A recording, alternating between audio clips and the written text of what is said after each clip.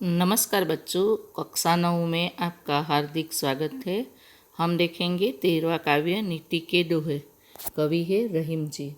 रहीम जी का पूरा नाम अब्दुल रहीम खान खाना था और उसका जन्म लगभग 1553 में हुआ। उनके पिता का नाम बेरम बा था और जो अकबर के अभिभावक थे। रहीम अकबर के 9 रत्नों में से एक थे। रहीम की कार्यक्षमता और बुद्धिमत्ता से अकबर बहुत ही प्रभावित थे और इसलिए उन्होंने रहीम को अपने दरबार का महामंत्री सर्वोच्च पद प्रदान किया। रहीम संस्कृत, अरबी, फारसी के विद्वान थे। दानी के रूप में बहुत सुविख्यात है। जीवन के व्यवहारिक अनुभवों को उन्होंने अपनी सतसई नामक पुस्तक में व्यक्त किया है। यहाँ हम दोहे में देखेंगे, यानी 2 पंक्ति की विशेष रचना, उसे दोहे कहते हैं। तो उस प्रथम दोहे में परहित की भावना बताई है। दूसरे दोहे में सही संबंध की रीत और सच्चा प्यार। तीसरे दोहे में छोटी चीज़ का महत्व बताया है। चौथे दोहे में सही दिन बंधु की बात बताई है, यानी गरीबों का पेली। पांचवें दोहे में कड़वे वचन बोलने वाले की स्थिति कैसी होती है वह बताया। छठे दोहे में उत्तम व्यक्ति की प्रवृत्ति और सातवें दोहे में बिगड़ी हुई बात को छोड़ देने की, आठवें दोहे में धैर्य का महत्व और अंतिम दोहे में किसी से मांगना नहीं चाहिए, इस बात का महत्व किया है। तो हम देखेंगे पंक्तियों को। पहली पंक्ति है, तरुवर फल नहीं खात है, सरवर पियत न पान, कहीं रहीम पर का जहित, संपत्ति सुचही सुजान। यानी तरुवर यानी वृक्ष कभी अपना फल नहीं खाता है, दूसरों को ही। परहित की बात पहले दोहे में हमें परहित की भावना बताई है, तो दूसरों के लिए जीना है। तरुवर यानी वृक्ष कभी अपना फल नहीं खाते। सरवर पिय ही नहीं पान। सरवर यानी सरोवर, तालाब। तालाब कभी भी अपना पानी पिय ही यानी नहीं पीता है। पिय ही यानी पीना, न यानी नहीं पीना, पान नहीं करना यानी पीना।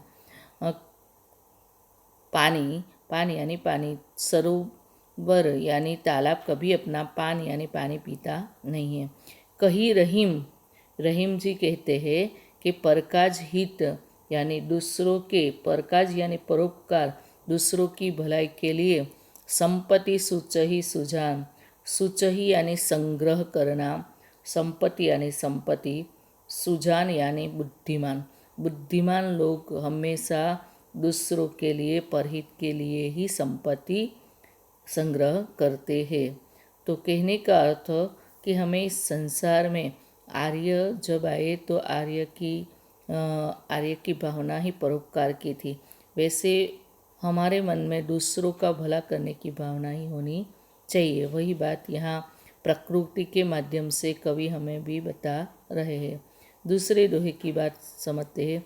कहीं रहीम संपत्ति सगे, बनत बहुत बहु रीत, विपत्ति कसोती जे कसे तेई साचे मित। रहीम जी कहते हैं कि संपत्ति सगे, संपत्ति यानी अपनी जो भी धन दौलत है। कहीं रहीम संपत्ति सगे यानी अपने रिश्तेदार, अपनी संपत्ति अपने रिश्तेदार। बनत बहुत बहुरीत, यानी बन जाते, बहुत यानी बहुत सारे, बनत यानी बन जाते हैं, बहुरीत अनेक प्रकार से। संपत्ति जब हमारे पास होती है तो अनेक प्रकार के रिश्तेदार हमारे हो जाते हैं। विपत्ति कसोटी जे कसे, यानी विपत्ति यानी बुरे समय में, कसोटी जे कसे यानी सच्ची झूठी की पहचान, कौन अपना है पराया है वह पहचान हमें हो जाती है। तेई साचे मित, तेई यानी वही, मित यानी मित्र, वही सच्चा मित्र हमारा होता है। यानी रहीम जी कहते हैं कि इस संसार में कौन अपना है कौन पराया है, उसकी पहचान, संबंध की और सच्चे प्यार की पहचान हमें तकलीफ़ के समय में हो जाती है। क्योंकि जब संपत्ति होती है तो बहुत सारे लोग अपने बनकर आ जाते हैं रिश्तेदार बन के आ जाते हैं, लेकिन हम जब तकलीफ़ में होते हैं तभी जो हमारे साथ होता है वही हमारा सच्चा मित्र, अपना रिश्तेदार होता है। तीसरे दोहे में रहीम जी हमें क्या कहते हैं? तीसरे दोहे में छोटी चीज़ का महत्व क्या है? रहीमन देखी बड़े न को, लघु न दीजिए दारी, जहाँ काम आवे सुई, कहाँ करे तरवारी। यानी संसार में छोटी वस्तु का भी अपना महत्व होता है, इसलिए उसका त्याग मत कीजिए, उसे मत छोड़ दिए, क्योंकि जब छोटी चीज़ या छोटा व्यक्ति या तो जो छोटा होता है वह जब काम आता है तब बड़े कुछ काम आ सकते नहीं है, बड़ी चीज़ नहीं आती। इसलिए सबको अपने साथ रखने की बात रहीम जी इस दोहे में हमें बता रहे। रहीमन देखी बड़े न को, रहीम जी कहते हैं बड़े को देखकर लघु न दीजिए दारी, दारी यानी छोड़ दिए, लघु यानी छोटे, छोटे को मत छोड़ दीजिए। जहाँ काम आवे सुई, जहाँ सुई बहुत छोटी हो, कप धागे से वह कपड़े को सिलती है, यानी जोड़ने का काम कर रही है, इसलिए वह जोड़ने का काम कर रही है तो बहुत महत्वपूर्ण है, लेकिन बहुत छोटी है तो छोटी उसे समझकर उसका महत्व कम मत कीजिए, या तो उसे छोड़ मत दीजिए, या तो उसकी अवहेलना मत कीजिए। कहाँ करे तरवारी, तरवारी यानी तलवार, तलवार तो दो कोई भी हिस्से को अलग कर देती है, चाहे वह कोई भी हो, जीवंत हो या निर्जीव। तो सुई इकट्ठा यानी जोड़ती है, तरवारी अलग करती है। सुई छोटी है, तलवार बड़ी है, तो जहाँ सुई काम आती है वहाँ तलवार काम आती नहीं है। इसलिए छोटे बड़े सबका महत्व अपने लिए होना चाहिए, यानी छोटा के सामान्य व्यक्ति भी महत्वपूर्ण होता है। अब पांचवें दोहे में कौन किसको यानी कौन महत्वपूर्ण है? गरीब व्यक्ति भी कभी कभी सबका उद्धार करने वाला हो सकता है। इसलिए रहीम जी कहते हैं दीन सबन को लखत, यानी दीन यानी गरीब सबको लखत देखते हैं। दुनिया में हमें गरीब हमें सबको गरीब दिखते हैं। दीन यानी गरीब, लखत यानी दिखते हैं। कोई यानी कोई भी, दीन सबक लगते हैं, दीन ही लखे न कोई। गरीब किसी को नहीं दिखता है, दीन सबको लखत है। गरीब सबको दिखता है, दीन ही लखे न कोई, लेकिन फिर भी कोई गरीब को, इसी रहीम जी कहते हैं असहाय और गरीब लोग सबको नज़रों से देखते हैं, पर उनकी और कोई नहीं दिखते। यानी गरीब सबकी और देखते हैं, लेकिन गरीब की और कोई न देखते हैं, लखे यानी कोई। जो रहीम दीन ही लखे, यानी जो संसार में गरीब की ओर दया दृष्टि करता है, उनकी ओर कोई नहीं देखता, उन पर कोई दया दृष्टि करता नहीं है। जो रहीम दीन ही लखे, रहीम जी कहते हैं जो असहाय और गरीबों पर दया दृष्टि करते हैं, दीन बंधु सम होय, वह सचमुच भगवान के समान होता है। यानी गरीब को देखने वाला व्यक्ति सचमुच ईश्वर होता है। दीन बंधु यानी ईश्वर होता है, सम यानी भगवान के समान होता है। तो हमें गरीब हमको देखते हैं, लेकिन गरीब को इस दुनिया में कोई नहीं देखते हैं जो रहीम दीन ही देखे। रहीम जी कहते हैं जो गरीब को देखते हैं न, उसको ही दीन बंधु यानी परमात्मा का स्वरूप माध्यम कहते हैं, यानी भगवान कहते हैं, भगवान के समान होते हैं। तो इसी तरह गरीब की सेवा ही दीन बंधु गरीब की सेवा को ही अपना सब कुछ मानते हैं। खीरा को मुंह काटी के मलियत नौन लगाई।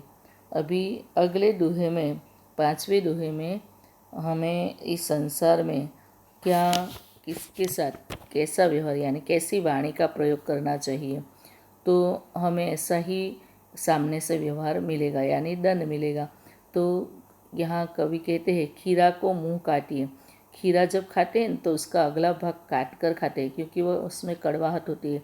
काटने से वो कड़वाहट और नमक लगाने से वो कड़वाहट निकल जाती है। तो खीरों को मुंह को काट के मलियत नोन लगाए, उसे मलियत यानी मलत यानी ऊपर लगा के, नॉन यानी नमक लगा के खाना चाहिए। खीरे के मुंह को काटकर उस पर नमक लगाकर खाना चाहिए। रहीमन करुएन मुखन को चाहिए यही सजाए।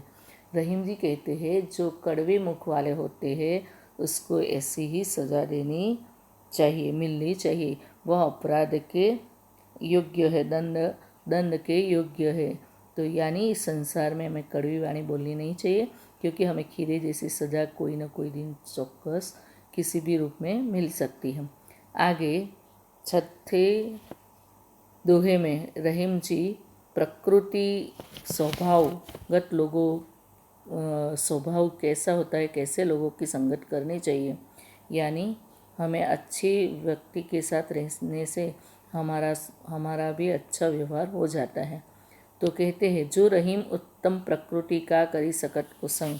रहीम जी कहते हैं जिसकी प्रकृति श्रेष्ठ है, स्वभाव श्रेष्ठ है, का करी सकत कुछ न कर सकता है, यानी जो उत्तम प्रकृति है का करी सकत कुसंग, खराब व्यक्ति उसका कुछ बिगाड़ सकते नहीं। कुसंग यानी खराब व्यक्ति के साथ रहकर भी वो उत्तम प्रकृति कभी छोड़ता नहीं है। चंदन विष व्यापर, उसको समझाने के लिए रहीम जी ने सांप और चंदन का उदाहरण दिया है। चंदन के वृक्ष के ऊपर सांप, विषैला सांप उसके आसपास लपेट कर यानी अपने आप को ऐसे उनके साथ लपेट कर रहता है। लपटे रहत भुजंग यानी सांप उसके साथ अपने ठीक विष वाला सांप चंदन के पेड़ से लिपटे रहता है, परंतु चंदन में उसका विष कभी फैलता नहीं। चंदन विष व्यापत नहीं। चंदन के पेड़ के अंदर चाहे भुजंग कितना भी उससे लिपटा हुआ हो, लेकिन उसका जहर वह चंदन के वृक्ष में छोड़ सकता नहीं है, चंदन उसे लेता नहीं है। यानी अच्छे व्यक्ति के साथ चाहे कितने भी खराब व्यक्ति आ जाए, वह अपनी खराबी अच्छे व्यक्ति में कभी छोड़ सकता नहीं है। ऐसी उत्तम व्यक्ति की विशेषता होती है।